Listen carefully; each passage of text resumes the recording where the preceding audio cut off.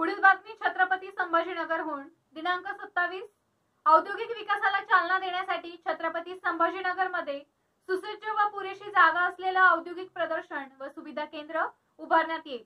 शेंद्रा आणि बिडकीला जोडणारा industrial ring road तयार करून ईव्ही क्लस्टरसाठी 5 एकर जागा देण्यात येईल अशी घोषणा मुख्यमंत्री देवेंद्र फडणवीस यांनी केली आहे। औद्योगिक प्रदर्शन व सुविधा केंद्र उभारताना व्यवहार्य तूट भरून काढण्यासाठी शासन निधी देईल असं श्री फडणवीस यांनी स्पष्ट केलंय।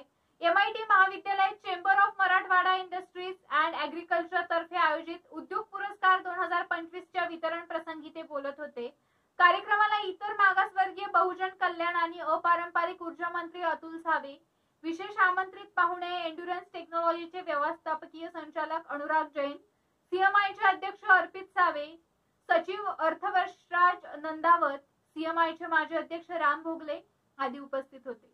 छत्रपती संभाजीनगर मॅन्युफॅक्चरिंग मॅग्नेट उपमुख्यमंत्री फडणवीस म्हणाले, राज्याचे पुढचे मॅन्युफॅक्चरिंग मॅग्नेट छत्रपती संभाजीनगर आणि जालना आहे।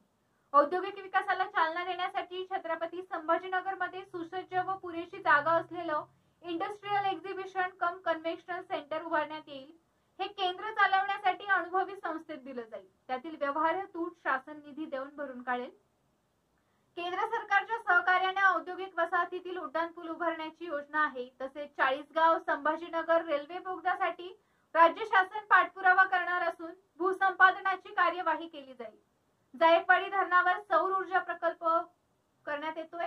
फडणवीस म्हणाले, जिल्ह्यात पायाभूत सुविधा निर्मितीसाठी विविध प्रकल्प आणले जात आहेत। त्यात प्रामुख्याने देशातील सर्वात मोठा फ्लोटिंग सोलर प्रकल्प जायकवाडी धरणावर उभारण्यात येणार आहे।